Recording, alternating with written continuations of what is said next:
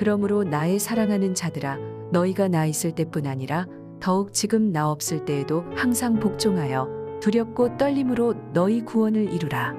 너희 안에서 행하시는 이는 하나님이시니 자기의 기쁘신 뜻을 위하여 너희에게 소원을 두고 행하게 하시나니 모든 일을 원망과 시비가 없이 하라.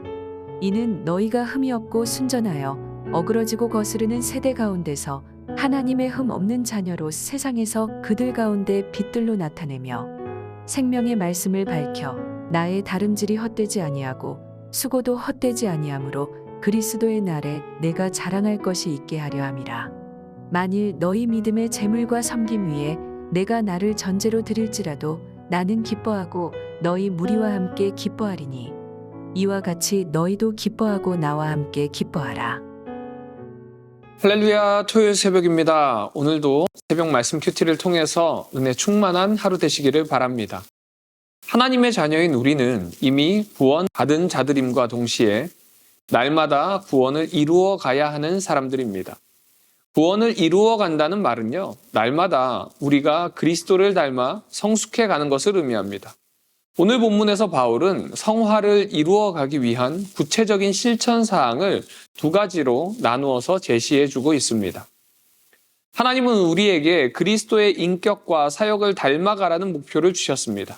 그런데 이러한 목표에 가장 거스르는 일상적이면서도 잘못된 습관은 바로 불평과 시비입니다. 이 습관은 우리의 언어와 행동에 너무도 깊숙이 배어 있기 때문에 우리는 이런 것들을 빈번하게 행하면서도 죄로 인식하지 못할 때가 많이 있습니다. 하지만 불평과 시비하는 악한 습관은 우리뿐만 아니라 우리가 속한 공동체를 오염시키고요, 하나님의 은혜에서 멀어지게 하는 무서운 결과를 초래합니다. 과거 이스라엘 백성들은 광야에서 먹을 것이 없다는 이유로 불평하며 모세와 아론을 원망했습니다. 하나님은 그들의 불평을 들어주시고 만나와 메추라기로 배불리 먹여주셨지만 그 후로도 이스라엘 백성들의 불평은 그치지 않았습니다. 그리고 결국 하나님은 이스라엘 백성들을 징계하고 말았습니다. 이처럼 사람들이 불평하는 이유는요, 하나님을 신뢰하는 대신에 자기들의 욕망을 채우려고 하기 때문에 그렇습니다. 우리가 불평을 쏟아놓을 때를 생각해 보시기 바랍니다. 대부분 우리에게 주어진 관계나 환경이 우리의 마음에 들지 않을 때 우리는 불평을 합니다. 그러나 우리가 불평하고 시비하는 대상인 사람들과 주변 환경을 우리에게 허용하신 분이 누구신가요? 바로 하나님이십니다. 그러므로 우리의 마음에 들지 않는 상황과 마주했을 때 우리가 처해야 되는 자세는요, 무엇보다 마음과 입술을 지킬 수 있도록 하나님께 기도하고 하나님을 믿어야 할 것입니다. 그리고 원망과 불평 대신에 감사하는 말을 선택하고요, 다툼과 시비 대신에 평화롭고 성숙한 관계를 만들어 하나님이 원하시는 공동체를 세워나가야 할 줄 믿습니다.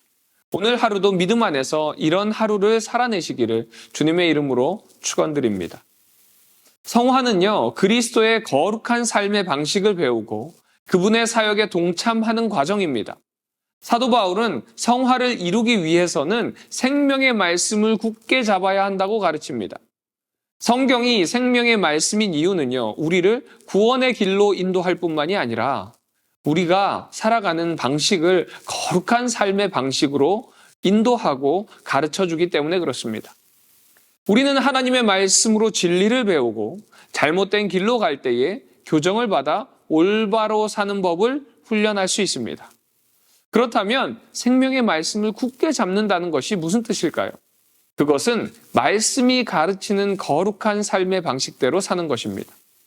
그렇다면 우리가 어떻게 거룩한 방식을 배울 수 있을까요? 우리가 거룩한 삶의 방식을 배울 수 있는 유일한 방법은 주님의 말씀을 사모하고 말씀을 가까이 하는 것뿐입니다. 그러기에 주님의 말씀을 사모하시기 바랍니다. 주님의 말씀을 가까이 하시기 바랍니다. 그럴 때 우리의 삶은 거룩한 삶으로 점점 변화되어 줄 믿습니다. 그리고 우리가 깨달은 말씀을 이웃에게 밝히 드러냄으로써 그들을 진리로 인도하여 구원받게 하는 것이 우리에게 주님께서 주신 사명입니다. 주님은 잃어버린 자를 찾아 구원하기 위해서 이 땅 가운데 오셨습니다. 그리고 이제 우리에게 영원 구원의 사명을 맡기셨습니다. 그러기에 우리는 때를 얻든지 못 얻든지 하나님의 말씀을 담대히 전함으로써 그리스도의 명령에 순종해야 할 것입니다. 사랑하는 우리 남서울 비전교회 성도님들, 오늘 하루의 삶 속에 주님의 말씀을 가까이 하시기 바랍니다. 그럴 때에 우리의 입술의 불평과 시비가 그치고 우리의 삶을 통해 주님의 말씀을 이웃에 밝히 드러내는 하루가 될 줄로 믿습니다. 오늘 하루도 이런 믿음으로 승리하는 우리 남서울 비전교회 성도님들 되시기를 주님의 이름으로 축원드립니다.